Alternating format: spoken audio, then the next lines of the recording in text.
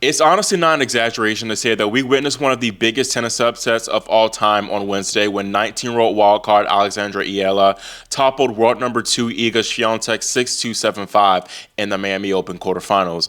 I'll explain exactly how Alex got the win and what to make of an apparent slump with Swiatek. I'll also talk about Alex's prospects against her semifinal opponent Jessica Pegula and go over some of the men's matches that we did see on day 8. Hey, I'm Christian Bassnight and welcome to Christian's Court, where I cover tennis from all angles. If you have not yet already, make sure you subscribe and click that notification bell so you are notified whenever I post my next Miami Open video. So yes, I truly feel like this Eala win over Swiatek is one of the biggest tennis upsets of all time. Not the biggest, but I feel like it's up there. It should be in the conversation. And I know some people said that that's a silly thing to say, but you got to think, Alex only had 2 tour level wins to her name before this tournament, and she was ranked 141 in the world coming into this event. Yes, she beat some really quality opponents in Ostapenko and Keys, but they're more error-prone players, and I expected, like other people did, Iga to be too consistent and too solid for Eala. And I also thought that Swiatek played a very solid match against Svitolina in the previous round, in the 4th round. But I knew that she would have a long day ahead of her when I tuned into the score and saw that it was 2-1-40 all, because I expected Iga to come out with a break advantage, like 3-love, but Eala was the one really giving her the business early on from jump. Eala has been really making her opponents honestly play poorly, particularly watching her matches against Keys and Swiatek. Both Maddie and Iga played poorly in these matches. Yes, they clearly had an off day, but it's something about Eala's game that makes life difficult for her opponents, especially this week, as she first attacks the serve relentlessly. I think that's a big thing, and she does it better than most players on the tour. She just really knows how to apply pressure to opponents, and Eala wins a lot of points off of second serve returns. Today in this match, Alex only allowed Iga to win 24% of her second serve points, which is just unbelievable for someone of Iga's stature. And it's very rare that you have Iga winning that low of a percentage of second serve points, but also Iga's first serve percentage points, or first serve points won percentage, was poor as well. She only won 47% of her points off the first serve, which is absolutely tragic. And really the serve was the biggest issue in this match for her, as she only held serve 2 whole times in the match, which is, again, just absolutely ludicrous. Alex didn't have the best service success either in this match, as she was broken 5 times herself, and she won just 52% of her first serve points. She does not have a big first serve at all, and Iga let her off the hook earlier in this match, I feel, with just some really poor return misses. Back to Iga, she did not hold serve until, I believe, 6-2, 2-1, and after she finally stopped the bleeding of about 5 straight games, she started playing much better, and Iga, she won 4 games in a row herself to go up 4-2 in the second set. And at this point, many fans, really including myself, thought that Swiatek would turn it around. But Eala just never went away. She did not waver, and she continued to apply pressure against Iga. Even in those games where she lost in the middle of the second set, Iga had to work for those games. And that could be attributed to Eala's flatness of shot. That's the second huge asset for Alex, especially in this match. Iga struggles immensely against players who hit flat, especially on her forehand. We all know that, as when opponents go flat and hard to that forehand wing, she tends to really have some really wild misses off that wing, and that's exactly what we saw today with Eala. And Iga admitted after the match that she felt very uncomfortable and kind of thrown off guard by how flat and hard Eala hits. That's something that Alex also did really well against Ostapenko, and then of course Keys, just being able to overpower them at times from the ground with just big, flat, heavy shots, and her ability to kind of take the ball earlier and catch them off guard by redirecting a lot of shots up the line. Now, before I delve more into how incredible this win was from Alex, I gotta talk about Iga. This was a very, very ugly performance from the pole, I have to admit. This is her 3rd loss ever in her career against an opponent ranked outside the top 100, and honestly, again, it was not pretty at all. One of Iga's worst matches, being brutally honest. And I think it very well could just be a case of Iga being off her game and her opponent playing very well and taking advantage of that off game. But I do think this loss is a bit concerning, and it begs the question, has Iga kind of lost her overall aura? And I say yes. And some people were saying that the doping case contributed to this, I guess, somewhat slump that we've been seeing, and that Iga has not even made a final since she won Roland Garros in 2024. I say perhaps a bit, as Iga did mention in like a note where she kind of explained her behavior from the Indian Wells semifinal, where she nearly or was kind of somewhat close to hitting a ball kid with bouncing the ball.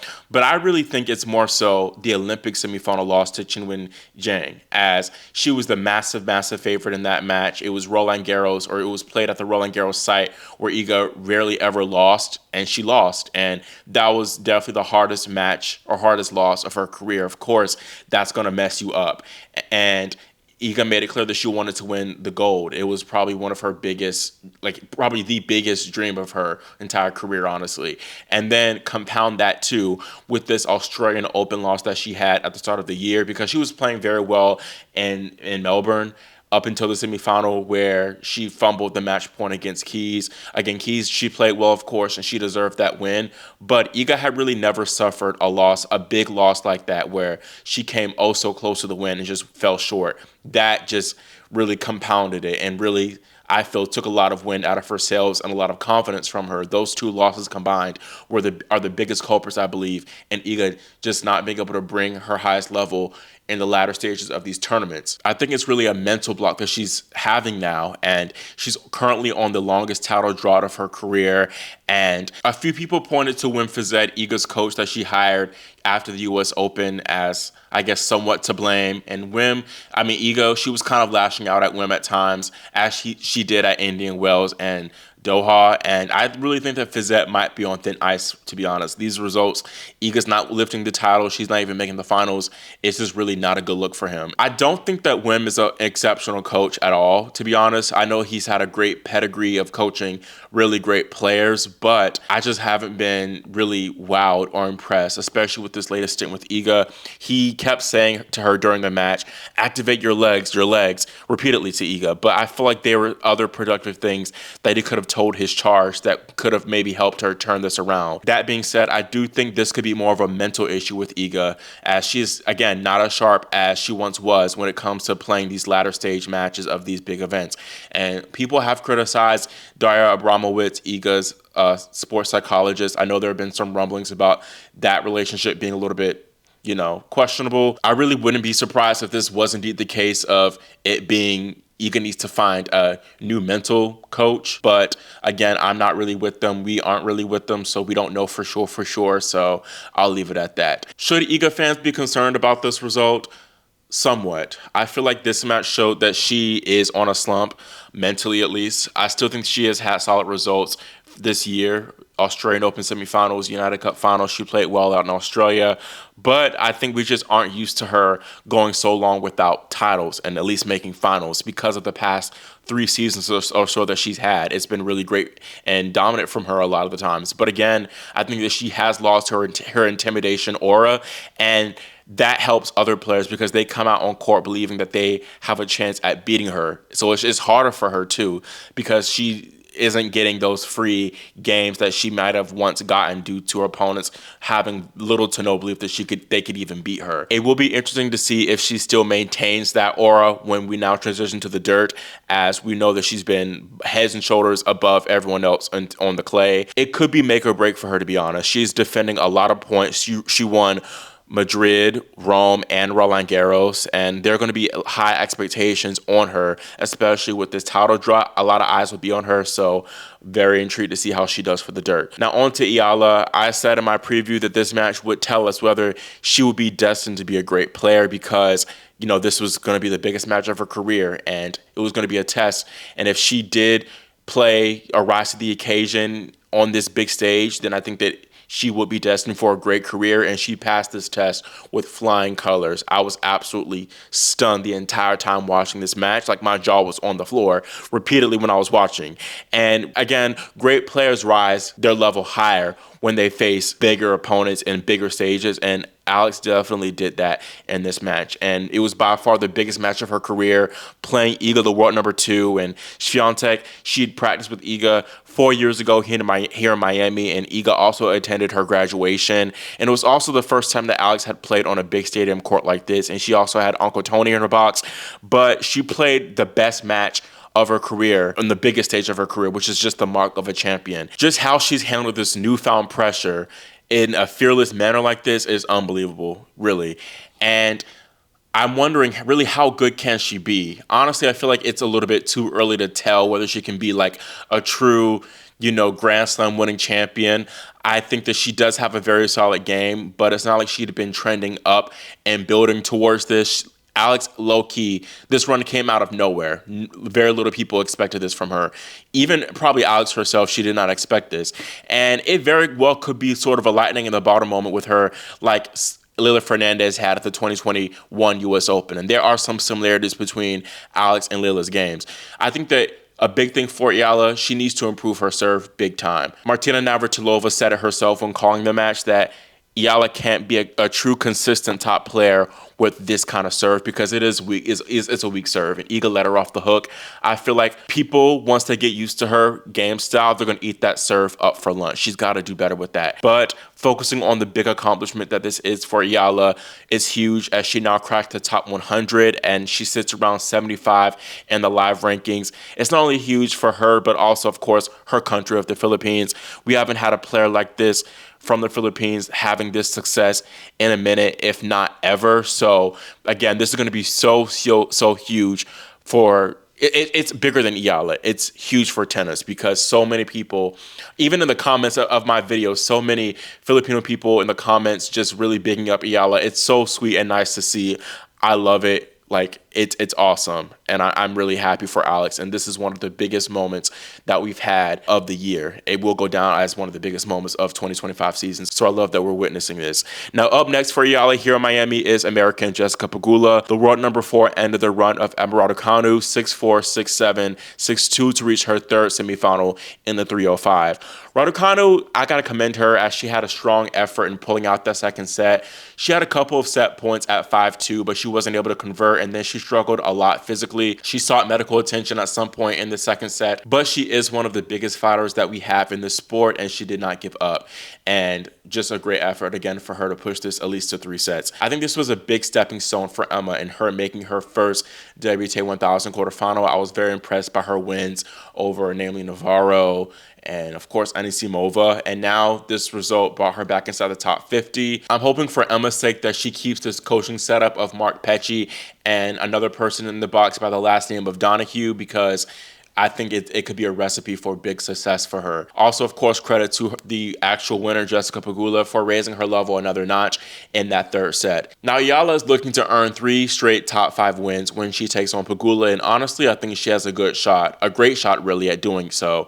Of course, she's been playing great tennis this entire tournament, and she does not seem to be too fazed by these big stages. But also, Pegula did not look that impressive at all to me in this quarterfinal against Emma. She was very, very sloppy at times, and I think that someone like Eala could take great advantage of Pegula's sloppy play, exactly like how she did Iga. And I have to keep mentioning, Eala tends to bring out the worst in her opponents, at least for this tournament. That being said, I think that Jessie might be cognizant of how kind of poor she played at times in this match, as well as the threat of Eala and come out like on go in this match. I think that Jessie needs to do a good job of serving well, because Eala is one of the best returners, at least at the moment right now. And Eala herself needs to serve better because Pegula isn't too shabby on return herself. I think this one is going to be a very good match. I see it going 3 sets, and I'm going to be sticking with Pegula again, mainly because I had her winning this tournament before the tournament even started. So I'm going to be staying loyal here, but I would not be surprised at all in the slightest if Alex got another huge win. Due to the time, I'm not going to be talking too much about the first semifinal between Aryna Sabalenka and Jasmine Paolini. I think Jasmine really can pose a good threat to Aryna, and really, honestly, she could win this match. The head-to-head is 3-2 in Sabalenka's favor, and they always seem to play a tight match, even if the match ends in straight sets. Their last match at the WTA Finals in 2024, it was a straight sets one, but Paolini, I believe, had a 5-2 or 5-3 advantage, and she might have had a set point in that one too. So you never know if Paolini could push it to 3. She could take this one. I wouldn't be surprised at all if Sabalenka was sent home, but I still have the top seed coming through this one. Finally, I got to talk about the men, because they truly have been delivering this tournament. The men have been outdoing the women, which is not common. I think the last time we've had a joint tournament and the men matches delivered more than the women, it was maybe Cincinnati. But yeah, the men have really been doing their thing in this one. We've had a few really strong matches: Fonseca against Tien and de Minaur, Shelton against Wong, Monfils against Munar, Dimitrov against Hachinov and Tiafoe against Fils. And on Wednesday, we had two more excellent men's matches. First, Arthur Fils. He is into back-to-back ATP 1000 quarterfinals with the biggest win of his career rankings-wise, sending world number 2 Alexander Zverev packing with a 3-6, 6-3, 6-4 win. This was a huge, impressive effort for the 20-year-old Frenchman, as he suffered from a back issue after that first set, which required like medical treatment for, and he did well to strike back in the second set and flip the script. But after he won that second set, he went down an early break in the decider set and was down 3-1. But he showed that French fire, and he really pushed through hard to that win and just willed himself over the finish line in the end. Again, very impressive effort from Arthur. And up next for Fils is Jakub Mensik, another next-gen player. The 19-year-old Czech, he, I think, will have the physical edge in this one, as he received a walkover into the quarterfinals from his countryman, Thomas Mahaj. I might favor Mensik for this, but I think that Fils is the better player. But again, Mensik with that physical edge might take him, especially considering how Fils Mensik is the first match on at 1 p.m. Eastern time. Then Grigor Dimitrov, he is into his second straight semifinal in Miami after overcoming Francisco Cerundolo in a truly titanic thriller with a final score of 6-7, 6-4, 7-6. This match was absolutely crazy, and it was a Herculean effort from Dimitrov. First, he squandered 7 set points in the opening set, then recovered to win the second set, and then he went down an early break in the decider, love 3, and he struggled a lot physically. And he also faced a match point, but he staved it off and ultimately came through in the breaker. That was a heartbreaking one for Cerundolo, but you gotta help but feel happy for Grigor. Although he looked in rough shape after this match, he couldn't even do the on-court interview because he was just out of breath. I don't know, he felt dizzy, it seemed like, and he needed help to even walk off the court, which is not a good sign. The good thing for him, though, is that his semifinal isn't slated until Friday, so he does have a full day of rest. Dimitrov faces the winner of Novak Djokovic and Sebastian Korda, although they were supposed to play Wednesday night, but the tournament did a poor job at scheduling, so